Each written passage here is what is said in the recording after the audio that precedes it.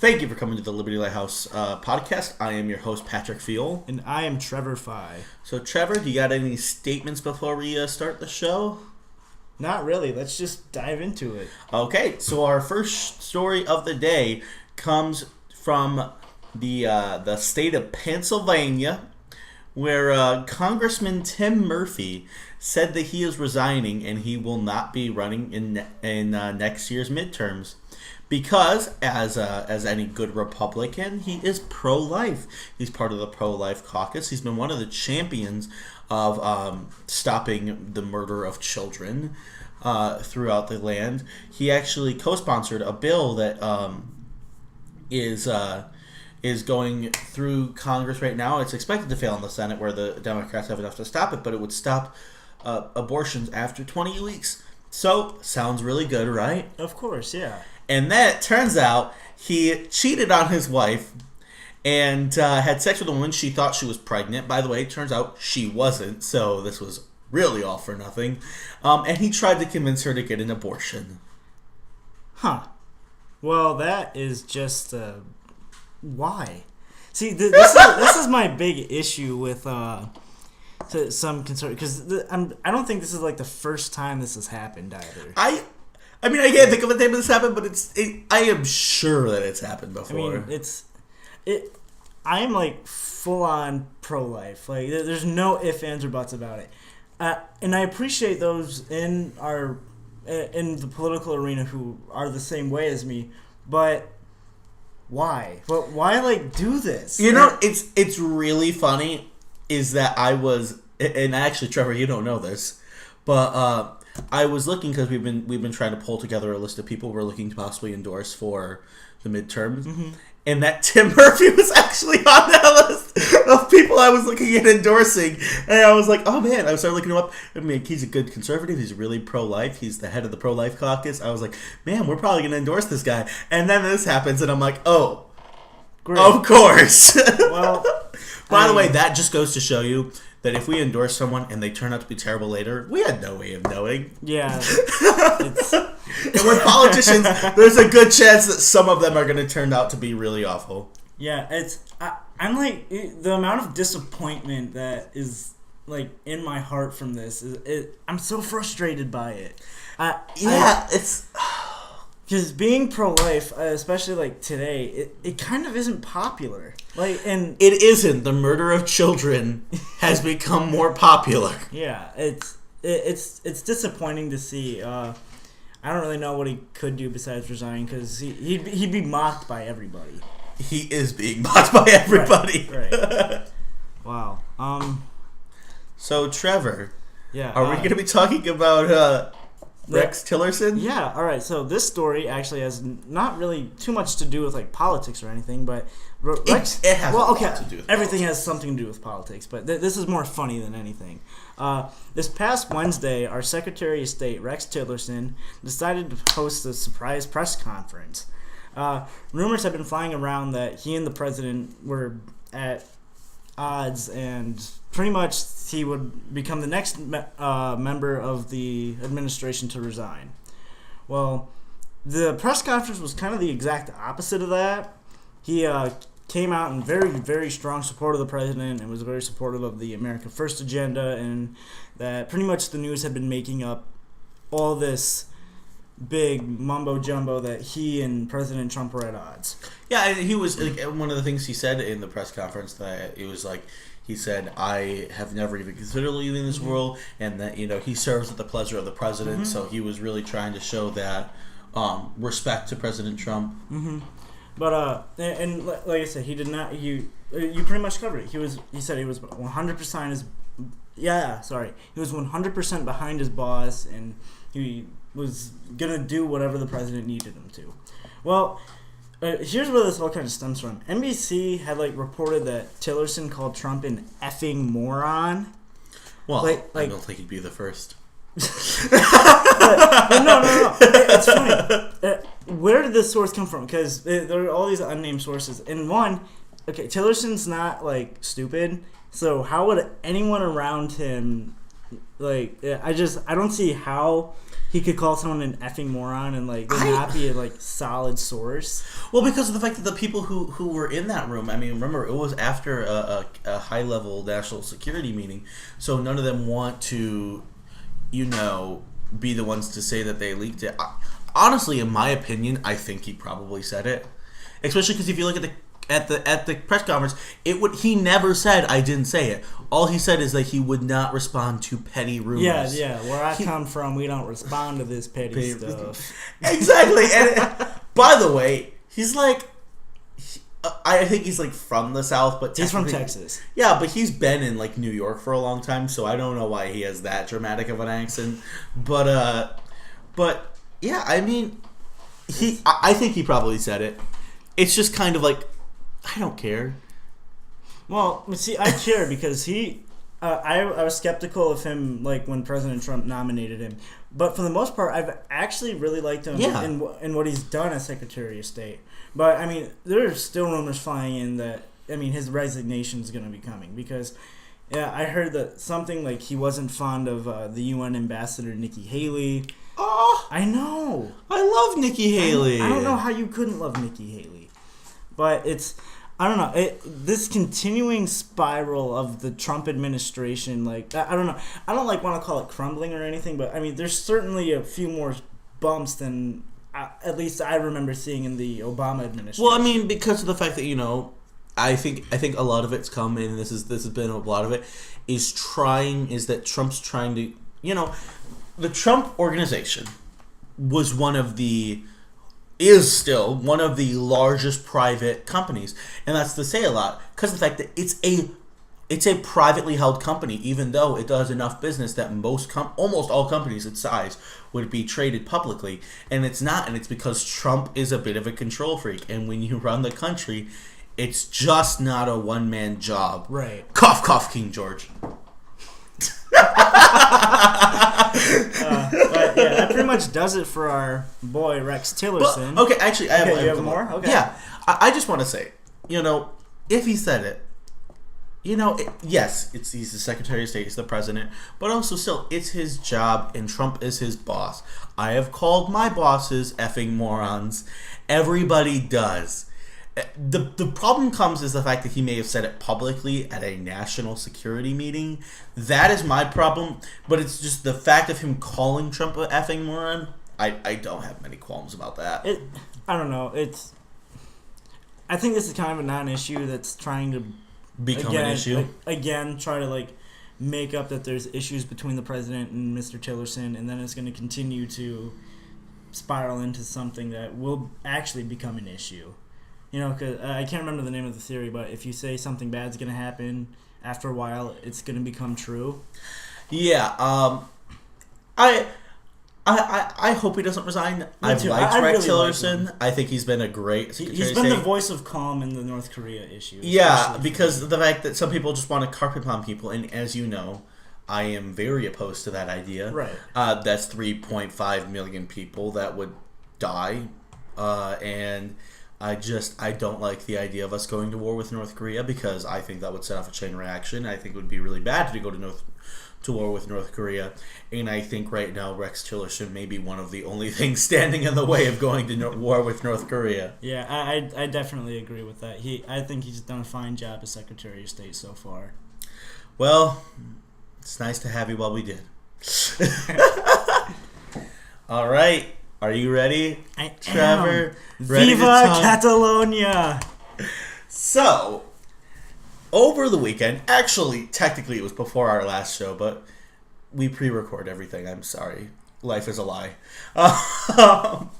But Catalonia had a binding referendum on independence from Spain. Now, was it a binding referendum? Depends on whether or not they support Catalonian independence. Yeah. Which government do you ask? The Catalonian government or the Spanish government? Yeah. And so basically this happened on Sunday, and the Spanish government has said it's not real. So basically, if we're going to go for modern history, because I'm not going to go back the centuries and centuries between Catalonia and Spain, but basically, up until 1978, General Francisco Franco was a ruling dictator of Spain, and then in 1977, when democracy returned, the region was granted some autonomy. Basically, it's this is really dumbing it down, so it's not the best. But basically, it's kind of like almost like the U.S. relationship with Puerto Rico. Okay. Puerto Rico has some control for most part, day-to-day stuff. They operate themselves, but they are still part of the United States. So, although honestly, with the way the country is right now, if Puerto Rico tried to declare independence, something tells me right now, at least our current government would probably just be like, I guess. Like, there's just so much money being poured into Puerto Rico right now that I feel like they probably wouldn't care that much. So basically, the president of Puerto Rico, the president of Catalonia pretty much declared that they are going to be voting on independence. And so because of the binding referendum, 90% of people voted for Catalonian independence. Yes. Which sounds like, okay, well, the country really wants it. But that's not necessarily true. Only 43% of the people in Catalonia actually voted for it. And almost everybody that voted for it voted for Catalonian independence because of the fact that the people who supported the Spanish government, who do not support independence, see this as an illegitimate vote. And that participating in it would give it legitimacy. They don't recognize the Catalonian government. And so that's why this is a really weird situation. Because you can say, well, then they should have voted. But the thing is, they don't believe it's a vote. They think that participating in it is in treason itself. That giving the vote legitimacy is being treasonous to the Spanish government. Now, one of the things that... so basically, it turned into very violent. It was a whole lot of fighting. They were even going as far as using rubber bullets, which is actually illegal. The Spanish police used them. And then one of the most interesting things is that the actual Catalonian police force are reporting to the Madrid government, but they ended up rebelling against them and supporting the people in Catalonia. And so it's just a whole lot of hullabaloo. And then the King of Spain made a statement on it, which, as I did research, found out that is really rare. The King of Spain never makes statements. He usually makes a Christmas address to the country in which he just says, like, oh, hello from the monarchy. Everything's chill up here. Like, he never makes, and he made a strong statement, and he never once apologized for any of the violence. Yeah. He entirely blamed. Now I know what you're about to say. The Spanish government did then afterwards, but not King Felipe. But the Spanish government did end up saying, like, we apologize for his fast, but it was kind of a weird apology. Like, he pretty much ended up saying, he says he apologized, and then he says if there were incidents and people were injured, then obviously we're sorry. But then he said, well, the Catalonians responsible for even causing a situation where this would happen. So it was kind of like we're sorry, but really it was your fault. This entire... Because I obviously support the secession of Catalonia. I think that they should have every right to do so. The Spanish government isn't exactly doing the best. Catalonia is doing relatively well. I'm very upset by Spain just going in there and cracking skulls and saying, "Oh, it's your fault, but we're sorry." I don't accept that at all. And the vote, talking about legitimacy. You said 43% of people voted, right? Correct. That to me is still a solid enough block, and with the 90% number, I don't know. I personally think obviously I'm pretty sure anyway that the Catalonian government has to vote on it through the parliament, which I'm pretty sure the Spanish government shut down. But anyway, They didn't shut down. They were like, even if they vote for it, we're not allowing it. They're pretty much just saying like, we don't care what you do, what your parliament says. We will not acknowledge it. Well, you're gonna have to acknowledge it when they like secede. I mean, it's gonna come up. This issue's far from being over. It's definitely But the thing is that this is the thing is that it's going to get to a point where the Spanish government is going to use their military. Catalonia has nothing to defend themselves. Militarily, they have nothing. Their police force, maybe they rebelled for that one thing, but I don't think the police force. It'll come to a point where it comes down to paychecks. If they rebel enough to start fighting the Spanish military, then they'll just lose all pay, and then there's really no incentive. They have nothing to defend themselves with. Well, of course, like the military action, that's going to be interesting because on the other hand, that's also you attacking your own people. If you truly believe that they are members of your country, then you're turning on them and attacking them. I know in the United States that wouldn't fly. I mean, going way back to the Civil War, but this is an entirely different era. If we were to send our troops to go attack, okay, let's say California secedes, tell me there's going to be a lot of uproar around that, regardless of your feelings on if California did end up seceding in this theoretical situation. I'm very frustrated with Spain right now. Now, are you ready for the next part of the story? Yes.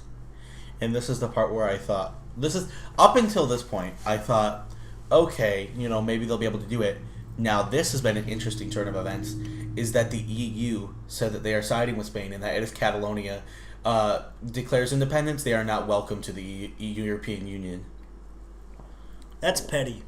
Like, they won't, which, at first glance, it's like, oh, well, we don't want to be part of the EU. Well, you have to consider that if the EU is saying we will not acknowledge your autonomy, then they have nothing to trade with. Their economy will collapse. Their economy. They can trade with them, but it's going to be very expensive to trade with Europe. And they're completely they have said this is up. If Spain chooses to allow them to secede, then they will. But if they secede against the Spanish government's will, we will not acknowledge them as a nation. And that's the thing is the EU and then the UN also said that they're not getting involved. In fact, let's see here, but yeah, the UN has just completely said that is a government that is an internal issue. We are not going to be involved. That's funny coming from the EU because I love getting involved in civil wars. Well, no, and now it's also the UN has just said that we're not going to get involved. Yeah, exactly. Did I say the EU? Yeah. I meant the United Nations. My bad. I just find that funny coming from them because they love intervening in other people's business. I really wonder. The thing is that if they declare independence and both the EU and the UN are not acknowledging it, that pretty much means they're going to be SOL. See, the problem, the situation they're in is basically the Catalonian economy is tanking because they have such high tax rates to pay for the rest of Spain, which is really poor in their economy. But then if they declare independence, then they're pretty much the international community is not acknowledging them as a real country. Right, yeah. And then their economy is also going to be collapsing. And so they're just in a no-win situation. Yeah. Well, so in theory, seceding would be the option because if you're not... Yeah, I don't know. I was about to go on some really weird tangent. I think I'm not going to. You think seceding is still a better idea? Yeah. What about the fact that if the EU and the UN both don't acknowledge them? Well, that would suck for them, but I still think it's a better option. I like the idea of seceding, but I'm just wondering how they're. More information is going to come. Some government's going to come out in support of them somewhere. Honestly, I think if any government is going to be supporting them, it might be the U.S. It may be the U.S. I think Trump. Now, the thing is, though, is that, once Trump leaves, there would be an interesting situation for the next administration. Yeah, I don't know, for example, the United States has been one of the only members of the international community to recognize Hong Kong. Yeah, when they left China, it was, the United States was one of the only ones that recognized it. So, I'm I'm really curious to see how this goes out. Yeah, me too. It's just one of the things that time will tell. All right. So what do you got next for us? Oh, we have Donald Trump visiting Puerto Rico. All right. So, you mean with the infamous, what is it, like paper towel throw or whatever? Oh, yeah. That's been memed so hard. So, President Trump visited Puerto Rico Tuesday to see the damage from the recent hurricanes firsthand.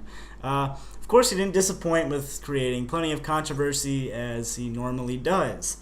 He did a few things that a few people found insensitive. Would you believe that? What? Yeah. Are you telling me that Trump, the most sensitive PC person ever, said something offensive? Uh-huh.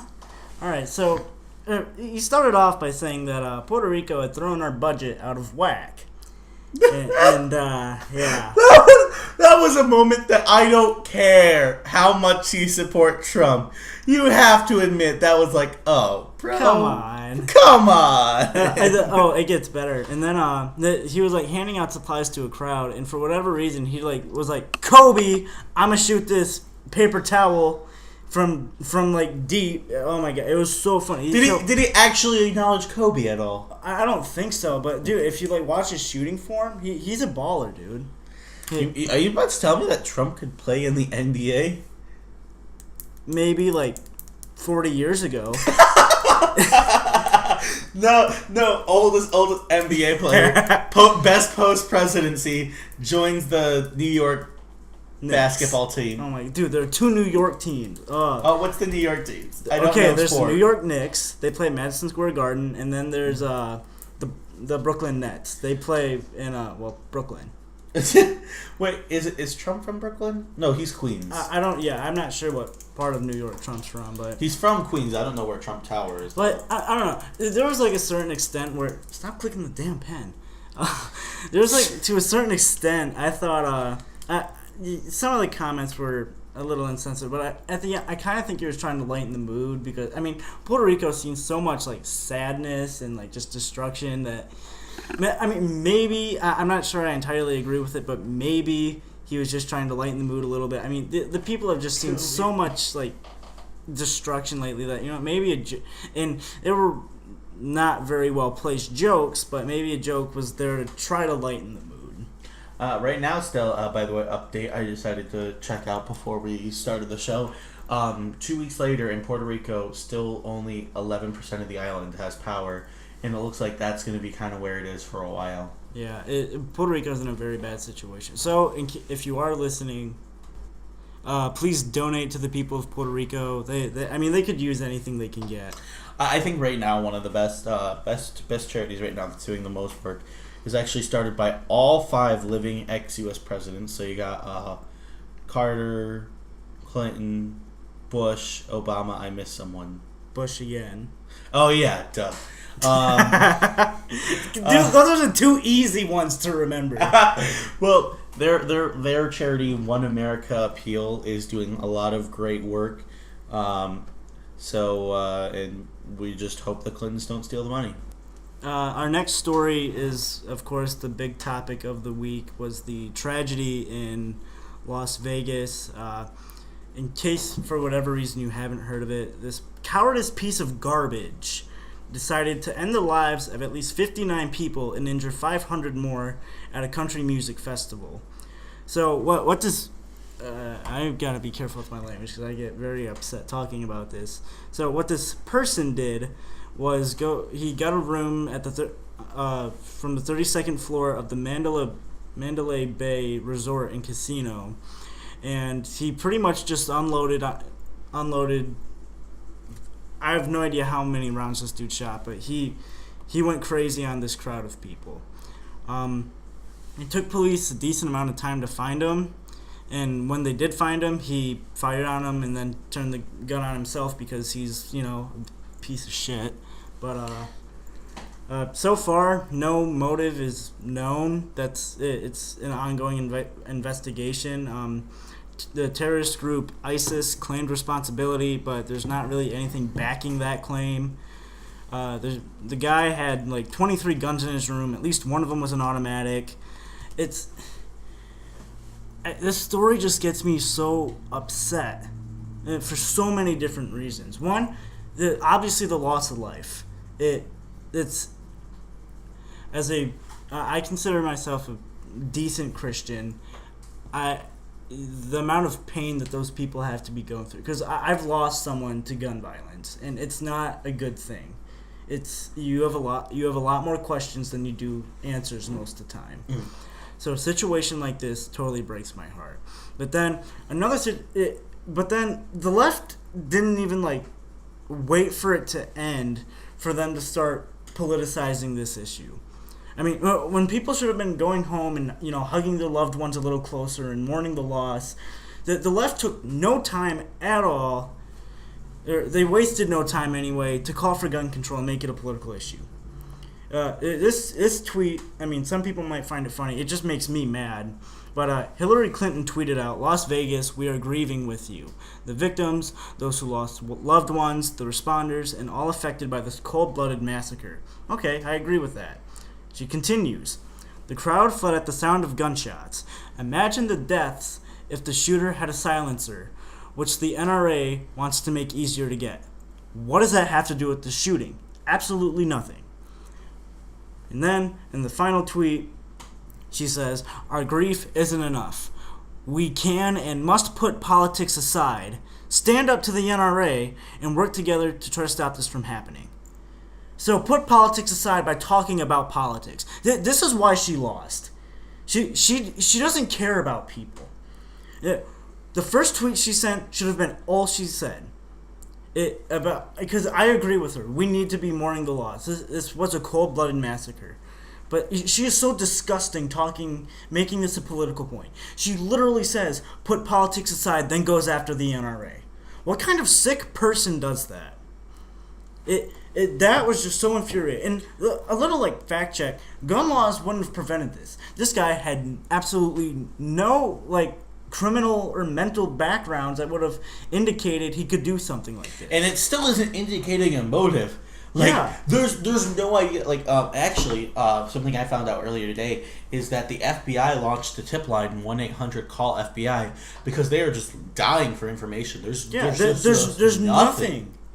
And okay, so automatic weapons for those of you who aren't big into guns like I am, they are very hard to acquire. They're either illegal or you need a very expensive license that takes a lot to get.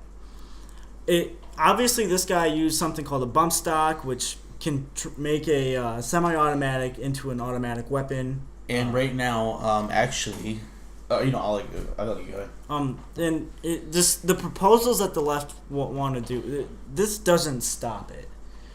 What they want, the universal background checks. This guy passed his background checks. I don't know what they could come up with besides actually removing weapons from citizens' hands, which is a violation of the Second and the, I think, Fourth Amendment. But it's so frustrating to see. And that's why we need to repeal the Second Amendment. Stop. No. Actually, that is something, that sounds ridiculous, but it's NPR, probably being talked about. NPR, I was listening, and they were definitely, they had some guest on who was saying that it's about time, and had a couple other people who would agree with him, to repeal the Second Amendment.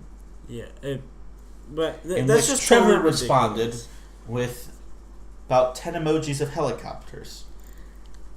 But the point is, bad people are always going to find a way to do bad things. Whether it's a gun in Las Vegas, a truck in Nice, or acid in London, people are going to find a way to kill other people. So I fail to see why blaming an object is the proper course for some of these people. I don't get it. Why I can't wrap my mind around. I'm still confused how he got all the weapons in the hotel. Well, okay, I think he had 10 suitcases. For the most part, it's a difficult thing to try to track everything, because he could have used different elevators and different entrances and exits where it would have been more difficult to find. Yeah, and it's hard because I don't know if you've seen the Mandalay Bay Hotel where he was, but it's a It's massive. huge. It's a massive hotel, and it's in a very populated area where it's very easy to slip by and go unnoticed. And another thing, I think there was a gun conference in Las Vegas that upcoming week, I think. So even then, it wouldn't have been like crazy at the idea of someone to have a lot of guns with them. And one of the things that I also want to talk about before we go into my last story that kind of follows up about the Las Vegas shooting is that the NRA is actually siding with Democrats and a lot of Republicans on making bump stocks illegal. Well, I don't know. Again, this goes back to the entire thing. We are blaming an object for something. It doesn't make sense. I mean, like I said, is it different if someone takes a truck? You don't hear calls for people to ban trucks. I don't get it. Or, Boston bombing. Pressure cookers. I have a pressure cooker. Still not illegal. Yeah, I don't get it. All laws are gonna do. It's gonna make it harder for innocent people to defend themselves, or it's gonna create more criminals for people who don't want to give up the weapons and who want to continue using what they have. Yeah, it's a tragedy that's being exploited by people, and I'm not a fan of it at all. So before we end the show, I want to talk about the fundraising efforts in Casey Neistat. So Casey Neistat, who is a famous YouTuber, one of the most popular YouTubers ever, he started a charity called Love Army Las Vegas. And if you're a fan of Casey Neistat, one of his millions upon millions of fans, I mean, this guy is massive. He owns his own media company, actually, that's a subsidiary of CNN called Beam News. But he made a Love Army Las Vegas, which... he's done Love Armies before. I think he did it for Haiti. He did it for Sandy Hook. He's done this a lot. It's when he fundraises for the victims of certain things. So he did Love Army Las Vegas, and he knows that he gets a lot of AdSense money. He gets generally around, I think it's going around averaging $3 to $4 million. Sorry, 3 to 4 million views every single video he does, and so he started a GoFundMe raiser to try and raise money for the victims of Las Vegas. And he said that all AdSense money that he got from his video would be going directly into that fund. And then YouTube demonetized it. What? Because it is against their policy to run ads on videos about tragedy, except Jimmy Kimmel, that same day, posted a video about the mass shooting in Las Vegas, and it was monetized. What the... Wow. Okay. This is... So you're telling me that a guy wanting to specifically have a video for charity is going to be taken down, but, well, what did you say? Jimmy Kimmel's video on Las Vegas is still monetized? So private charity is not good, but capitalism... Okay, it's not a capitalism issue, but it's... But some dude who's not going to be donating, at least that I've heard. Yeah, and so Casey posted that. He said, literally a video about charity where I state all AdSense is going to that charity. YouTube says not suitable for advertisers, in which then the team YouTube Twitter said, we heart what you're doing to help, but no matter the intent, our policy is to not run ads on videos about tragedy. And then Philly D, Philip DeFranco, also one of the largest YouTubers there is, he says, Dear YouTube at Team YouTube, your response is bullshit. It's not true. People are tired of this. Be better. So then, just to go off, YouTube's advertising friendly content guidelines in their policy states, video content that features and focuses on sensitive topics or events, including but not limited to war, political conflicts, terrorism or extremism, death and tragedy, sexual abuse, even if graphic imagery is not shown, is generally not eligible for ads. For example, videos about recent tragedies, even if presented for news or documentary purposes, may not be eligible for advertising given the subject matter. Okay. By that definition, I'm not disagreeing with why they demonetized it. But this dude is specifically going out for a charity to do it. I'm thinking you can let this slide, and maybe. And the thing is that I don't. Okay, YouTube keeps on trying to expand their platform, and one of the things they want to do is keep on people like news. Like Philip DeFranco threatened to leave YouTube, and they actually flew someone to Los Angeles, where he is from, went to his office to try and talk to him about making sure he stays on YouTube. Because when he brings in, he does a video every single day, meaning that there are about 4 million views every single day on that. And so if you are making these policies, this is hostile to any news show. You're not going to be able to do it if nobody can get ad money from it. Right. Now, he said that at the inconsistency. Now, Jimmy Kimmel, because of this, and I doubt that they would have done it if it wasn't for this, they ended up demonetizing his video after it already got 8,500,000 views. Yeah, that's convenient. And now, one of the things is that in 48 hours, and this is still raising money, he got over $250,000, and he said that he is going to be working with this huge charity that has become of it, called by someone by the name of Steve Sisolak, who is trying to raise $15 million. And right now they are just on the cusp of $10 million. And Casey said that all of the money from his charity is going to work with Steve Sisolak's charity, because of the fact that, when you have a charity, something like this, there's a lot of money that also has to go into distribution. You have to pay people and lawyers and whatnot to distribute it.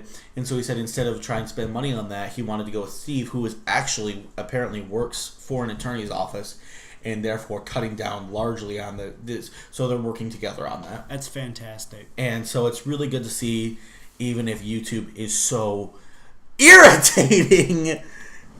Yeah, man, YouTube has done so much to frustrate me recently, and this is gonna be funny because we're posting this on YouTube tomorrow. Well, today's Saturday, but it's just irritating. I don't get why.